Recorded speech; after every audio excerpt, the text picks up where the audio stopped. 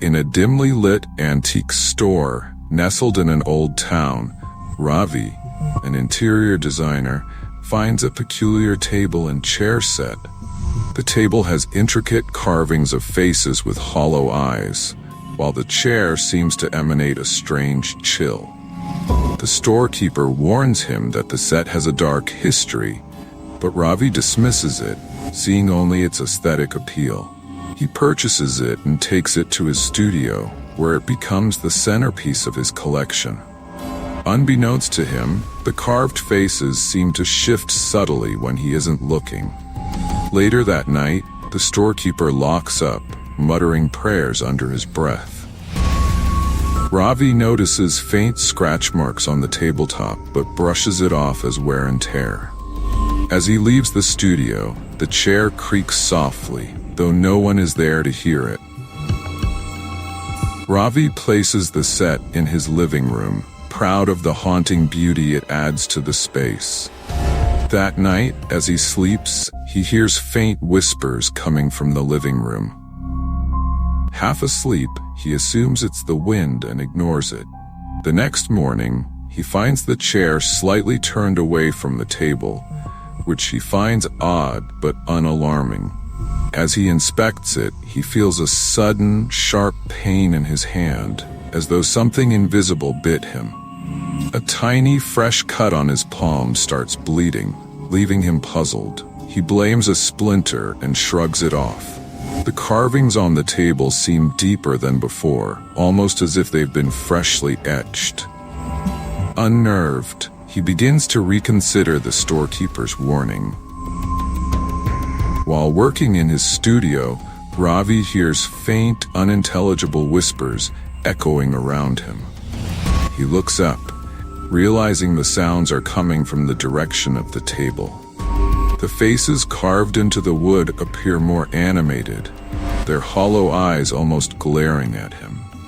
Startled, he steps back, but the whispers grow louder, morphing into sinister laughter.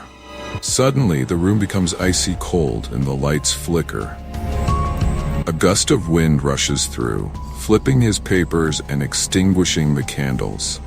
As silence falls, Ravi stares at the table, now eerily still. Convinced he's imagining things, he pours himself a stiff drink and resolves to ignore the incident. Over the next few days, Ravi notices the chair shifting positions, always facing away from the table. He tests it by aligning the chair perfectly and leaving the room. When he returns, the chair is turned again, as if avoiding the table. Late one evening, he places a camera to catch the movement. Reviewing the footage, he is horrified to see the chair jerk violently and spin, seemingly of its own accord. It stops abruptly, as though sensing the camera. Ravi decides to call a friend over, seeking validation that he isn't losing his mind. Ravi's friend, Mira, arrives to check out the strange occurrences. She laughs off his concerns at first, but grows uneasy upon seeing the set. As they sit in the living room, the chair creaks ominously, even though no one is touching it. Mira reaches out to examine the carvings, but the moment her hand touches the wood, she recoils as if burned. A faint red mark appears on her palm, shaped like one of the carved faces. Frightened, Mira suggests returning the set to the store, but Ravi refuses, determined to get to the bottom of the mystery. That night, Ravi dreams of being bound to the chair, unable to move as the carved faces on the table come to life. They scream in agony, begging to be freed, their hollow eyes bleeding dark tears. He wakes up drenched in sweat, only to find the chair beside his bed. Panicked, he throws it out into the hallway, locking the door behind him. The next morning, the chair is back in its original position, facing the table. A deep sense of dread consumes him as he realizes he's dealing with something far beyond his comprehension. Ravi decides to investigate the set's origins and visits the antique store. The storekeeper reluctantly reveals that the set once belonged to a deranged artist who claimed the wood held trapped souls. The artist had disappeared mysteriously, and the set was found in his abandoned home. Ravi presses for more details but is only warned to destroy the set. Skeptical, he returns home with a sense of foreboding. That night, the carvings on the table seem to form the outline of the artist's face, staring directly at him. As Ravi works late into the night, the chair begins to move again, this time advancing toward him. Paralyzed by fear, he watches as it stops inches away, its carved details seeming sharper and more sinister. A faint voice emanates from the chair, whispering his name. The air grows heavy, and Ravi feels as though invisible hands are choking him. Struggling to breathe, he falls to the ground, gasping as the pressure suddenly vanishes. The chair returns to its position by the table, now eerily still.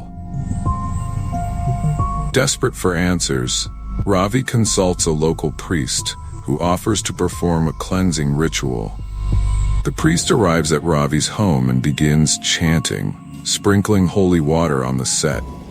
As the ritual progresses, the carvings begin to distort, and an unholy scream echoes through the house. The priest collapses, clutching his chest, as the table and chair emit a blinding light. Ravi drags the unconscious priest out of the house, realizing the set's curse is far more powerful than he imagined. Ravi discovers an old, dusty diary hidden inside the table's drawer. The diary belongs to the artist, detailing his descent into madness. He describes how the wood whispered to him, demanding sacrifices to complete the art. Horrified, Ravi reads about how the artist claimed to trap souls within the carvings. The last entry mentions the artist's fear of being consumed by his own creation. Ravi slams the diary shut, his heart racing as he hears faint footsteps behind him. Meera visits again, determined to help Ravi rid himself of the cursed set. As she examines the diary, the chair suddenly pulls her into it, locking her in place. Her eyes glaze over, and she begins speaking in a deep, unnatural voice. The voices of the trapped souls scream through her, begging for release. Ravi desperately tries to pull her free, but the chair holds her tightly. Finally, the voice warns Ravi to destroy the set or face eternal torment. Determined to end the nightmare, Ravi drags the table and chair into his backyard to burn them. As the flames consume the wood, agonized screams fill the air. The fire flares violently, almost engulfing Ravi, who stumbles back in fear.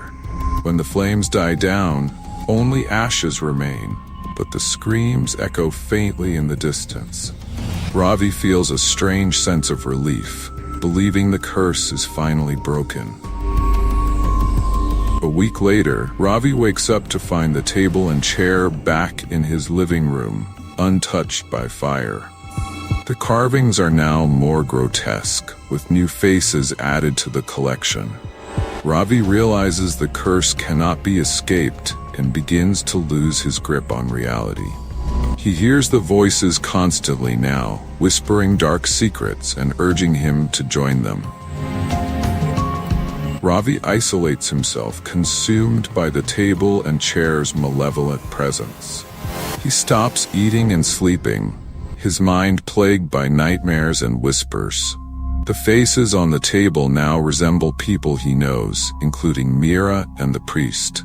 He realizes the set is feeding on his fear, growing stronger with every passing moment.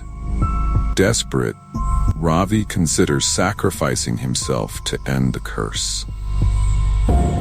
In a final act of desperation, Ravi sits in the chair, hoping to confront the curse head-on. The moment he does, the carvings on the table come to life, their hollow eyes glowing brightly. The chair grips him tightly, refusing to let go, as the voices scream in triumph. Ravi's vision fades as he feels his soul being sucked into the wood.